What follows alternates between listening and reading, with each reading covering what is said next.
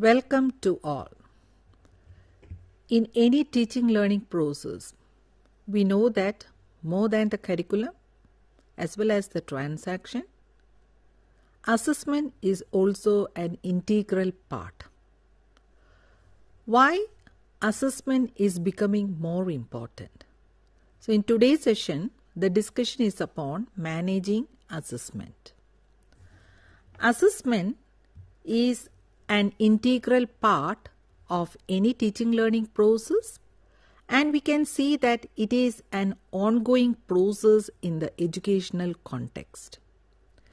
When we think of assessment, that assessing the learner's learning needs not only to be perceived in a pedagogical context, but needs to be viewed in a larger societal context which demands assessing 21st century skills.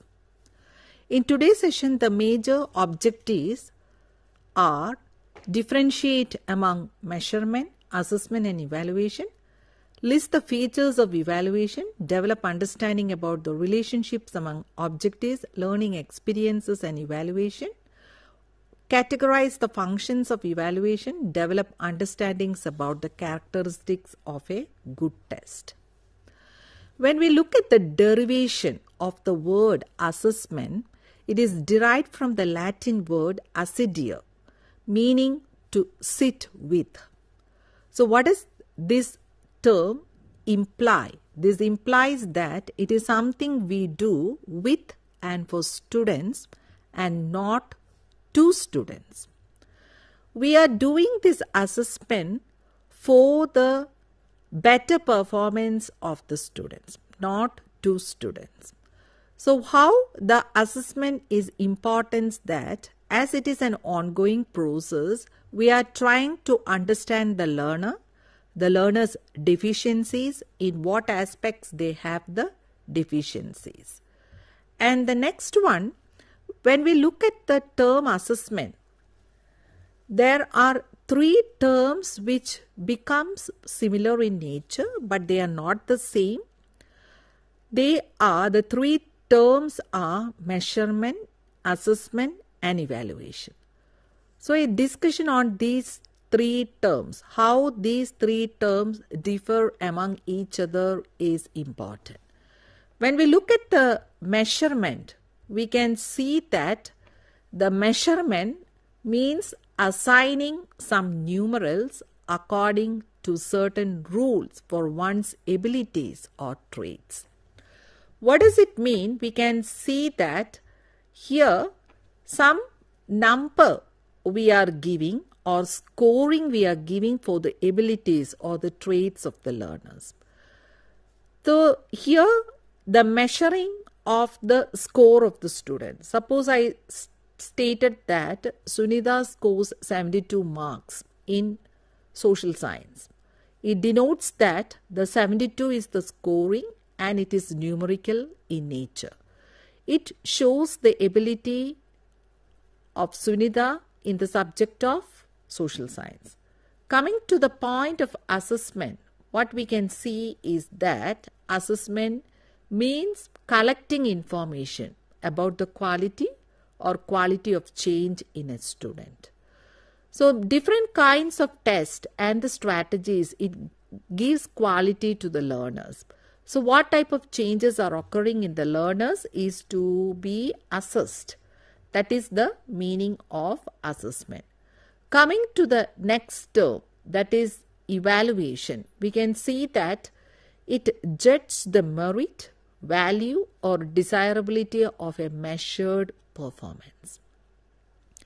So more than the giving numerals, more than assessing the learners, evaluation we can tell that it is a kind of the judgment that we are going to make, or we are trying to judge the worth of a student in his or her holistic perspective. That is very important in terms of this evaluation. Coming to the features of evaluation, what is important is that evaluation should be comprehensive in nature. It should be a continuous process. It has quantitative as well as qualitative aspects. There is an interrelatedness between objectives, learning experiences, and evaluation. Let us see what does it mean, the comprehensiveness in the aspect of evaluation. We know that NEP 2020, it spoke about the holistic development of the learner. In order to identify how much the learner has developed holistically, the evaluation should be comprehensive in nature, not only one aspect. As Bloom's taxonomy, there are 3 domains, that is cognitive, affective, and psychomotor or cognitive domain. We have to evaluate the performance of the learner in all these 3 domains. And we know that the evaluation, it should be a continuous process, which includes the formative evaluation, the summative evaluation, and the peer evaluation. So we know that when we take in terms of assessment, we may call it as assessment of learning, assessment as learning, and assessment for learning. That is happening as the formative assessment. And when we look at evaluation, it includes 2 aspects, that is quantitative as well as qualitative. We know that we are giving score to the learners, as well as we want to know what is the rank of the student or how much the student's ability, where he or she is standing, how much ability he is having in a activity. That is an important thing when we think of these quantitative and qualitative aspects. And the next feature of evaluation, that is an interrelatedness between the objectives, learning experiences, and evaluation. So here what we can see is that this evaluation, it is a cooperative process and it employs various devices and sources of secure valid evidence of achievement of objectives. So this cooperative process, it includes that the teachers alone is not going to evaluate. There will be the peer evaluation, the peer assessment will be there, and some kind of, after getting into a common entrance test, there will be a totality of the evaluation done on the aptitude or the interest of the learners. And here we know that there are different devices that we use for assessing and the sources of assessment. And here I want to elicit a case study that Anita, who is a quiet girl in the class, that seems to study everything around her. Her teacher noticed that she is shy, reluctant to participate in group choruses, and often likes to be alone. Still, the teacher has never found any problem with Anita. Only when the teacher gives a test on the language development for each of her students does she realize that Anita has a problem. So here, while reading this case study, 2 questions arises. The first one, what is the problem with Anita? The second one, why did the teacher fail to understand Anita in the beginning? So these 2 are the relevant question. What is the problem with Anita? The problem is she couldn't make good communication skills because of her deficiency in language, in using language. That's why while giving group activities, she is keeping aloof from the group, from the other members. And why the teacher failed to understand Anita in the beginning? This is because how the teacher is giving assessment for learning in a classroom. So that, as I have already stated, assessment is a continuous process.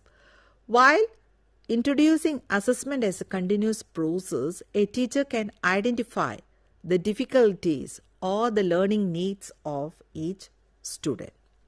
As stated, one of the features of evaluation, that is a linkage between objectives, learning experiences, and evaluation, we can see that it is a tripolar connection between these 3 aspects.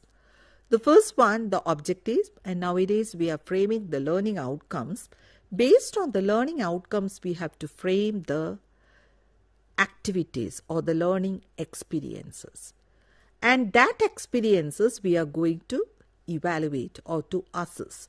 So there is a more connection, interrelatedness between the objectives, learning experiences and evaluation. So this tripolar connection is very much important in any process of learning. Now coming to the functions of assessment, we can classify it as assessment of abilities, diagnosis, prediction, guidance, grading and selection. So let us think about the first one, that is assessing the abilities that the teachers are doing in normal classroom situation. How far the abilities of the learner are better. And the next one, the diagnosis, in what part the learner is keeping behind. And then prediction, how far the present achievement of the learners can be used to predict the future achievement of the learners. Then some kind of guidance can be given how to improve their performance or grade in a particular subject.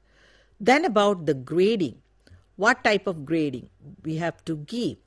So the letter grading or these kinds of decisions can be taken through the evaluation functions.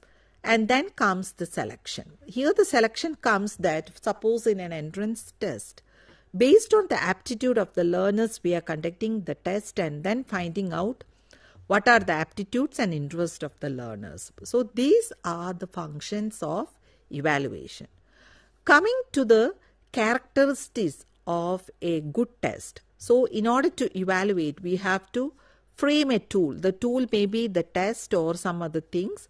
And while we frame a test, what are the characteristics? 3 characteristics are important, that is validity, reliability and usability. Coming to the reliability, what do we mean by reliability of a test? It means if the test gives consistent results of measurement on its administration at different occasions. Suppose the test is conducted in different times and the results is the same, then we can state that the test is reliable. How we can estimate the reliability of test? There are 3 methods, that is test retest method, parallel form method, split half method. Let us discuss what are these 3 methods. The test retest method. The term itself shows that there are 2 types of test, and the first test will be conducted and after 1 month, the next test will be conducted. And the scores, if it are consistent, we will compare the scores, and if it is consistent, it shows that the test is reliable. This is one method. And the next one, that is the split half method. The splitting half method denotes that the test is divided into 2, which includes the same content, the same difficulty level, the objectives and everything, and then conducting upon a sample. And when the scores comes, we can correlate the scores and then find out whether the results are consistent or not. This is known as the split half method. The next one, that is the split half, that may be the splitting between the even number of the items, and the next half, that may be the odd number of items may be taken. So the 2 types of test will be conducted. And then the parallel form method shows that the same, based on the same content, the difficulty level and the objectives, 2 types of tests were framed and conducted at the same time at the same number of the students. So then we will compare the results, whether the results are consistent or not. This shows that if it is consistent, we can state that the test is reliable. So this is the importance of finding the reliability of test. Coming to the validity of a test, that is the second characteristics of a good test. A test is said to be valid if it measures what it is supposed to measure. So here the definition given by Cronbach will be very relevant, that the extent to which a test measures what it purports to measure, that is known as validity. When we think of validity, there are different types of validity which can be classified as content validity, construct validity, phase validity, and predictive validity. So let us see what does each validity means. This phase validity, it means whether the test appears to measure what it claims to measure.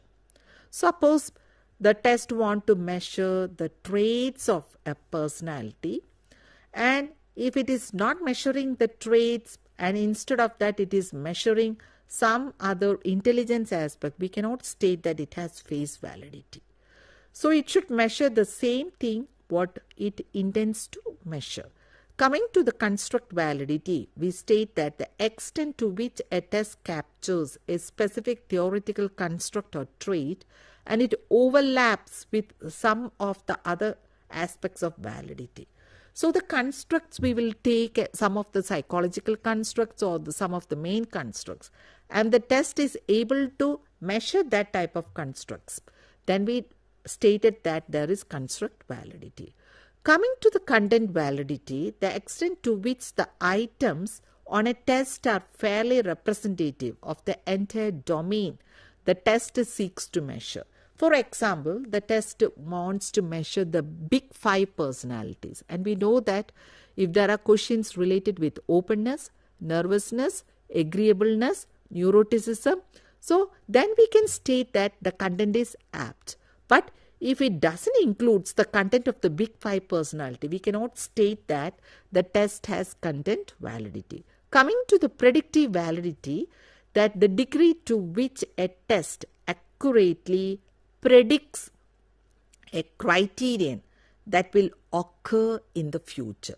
So here in the classroom situation itself, if we conduct a test, the teacher can assume in future which students will perform better, which students will achieve or come up in higher position. That kind of prediction is possible when we conduct a test which has predictive validity. So these are the characteristics of a good test, where we can see the reliability, what it wants to measure. If it measures the same thing, we can say that the test is reliable. And the validity is important, where it is classified as the content validity, construct validity, phase validity, predictive validity, and construct validity. And the next characteristics feature, that is the usability. Thinking of the usability, it means it refers to the practicability. What does it mean, the practicability of a test? We can state that the test is practicable when it is ease and economy in terms of energy, time, and money. So the 3 aspects we have to take into consideration while we thinking of the practicability of a test. So the usability means a test should be easy to construct, easy in administering, easy in scoring, easy in interpreting, economic in terms of money and time. So what are the usability of a test? It shows that when a test is easy to administer, it's an important thing that the teacher should understand what the test is and the student should understand the language of the test. Then we can state it that there is usability of a test, and it is easy to construct, and then we can see that scoring pattern, there should be a clear pattern for the scoring of the test.